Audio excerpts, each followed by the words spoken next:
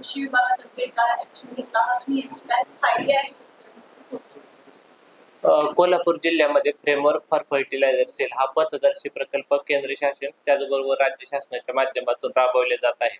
या प्रकल्पाच्या माध्यमातून शेतकरी हे खताची ऑनलाईन पद्धतीने बुकिंग करू शकतात.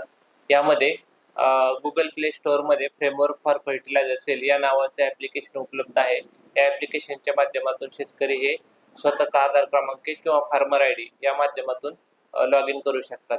फार्मर आय डी किंवा आधार क्रमांकाच्या माध्यमातून लॉग इन केल्यानंतर शेतकऱ्यांना त्यांच्या शेतजमिनी हे त्यासोबत कनेक्ट करता येतात आणि शेतजमिनीला वेगवेगळ्या पिकानुसार आवश्यक असलेल्या काही खताच्या शिफारस मात्र आहेत.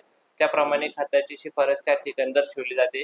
त्या पिकासाठी युरिया, DAP, कॉम्प्लेक्स ही खतं किती पद्धतीने वापरायची आहेत याबाबतचा देखील तपशील त्या ॲपमध्ये उपलब्ध होतो.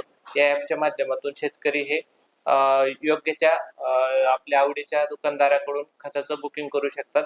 सध्या जिल्ह्यामधील सर्वच दुकानदार हे ॲपमध्ये दिसत असून जिल्ह्यातील सर्व दुकानदाराकडून हे खत जे आहे शेतकरी बुक करू शकतात.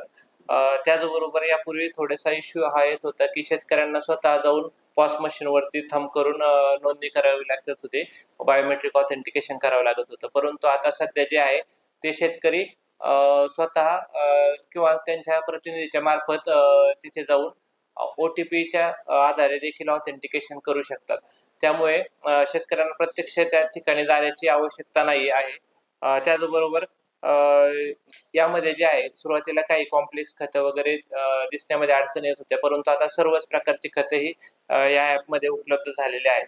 या ॲपमध्ये आता पर्यंत जिल्ह्यामध्ये जवळजवळ 30,000 शेतकऱ्यांनी QR कोड जनरेट करून बुकिंग केलेलं आहे.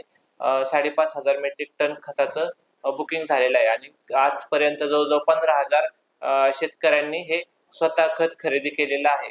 तरी ह्या ॲपच्या माध्यमातून जास्तीत जास्त शेतकऱ्यांनी खताचं बुकिंग करावं हे मी आवाहन या ठिकाणी करत आहे. खरं तर ह्या ऍपमुळे आहे की शेतकऱ्यांमध्ये गोंधळ देखील झाला आहे. कारण जर एका कुटुंबामध्ये जर 2 भाऊ असतील, 3 भाऊ असतील, एकाच भावाला तिथे खत हे मिळलं जायचं, उरलेल्या दोघांना आणि म्हणजे त्यामुळे प्रॉब्लेम्स देखील आले. आता काय ह्याच्यात अपडेट करण्यात आले? सुरुवातीला ॲप जेव्हा 4 जून रोजी लॉन्च झाले तेव्हा थोड्याशा तांत्रिक अडचणी येत होत्या, परंतु याबाबत राज्य शासन आणि केंद्र शासन यांनी योग्य समन्वय ठेवून तेथील टेक्निकल टीम सोबत संपर्क ठेवून त्या इश्यूज सॉर्ट आउट केले आहेत. सध्या एका शेतकऱ्याने एका सर्वे नंबरवरती खत घेतलं तरी त्या सर्वे नंबरवर जर जॉईंट खातेदार असेल तर ते शेतकरी देखील खत खरेदी करू शकतात. यामध्ये ॲपच्या माध्यमातून कुठल्याही शेतकऱ्यांना खतापासून वंचित ठेवले जात नाही. सर्व शेतकऱ्यांना खत मिळण्यासाठी योग्य ती खबरदारी विभागाकडून घेण्यात येत आहे.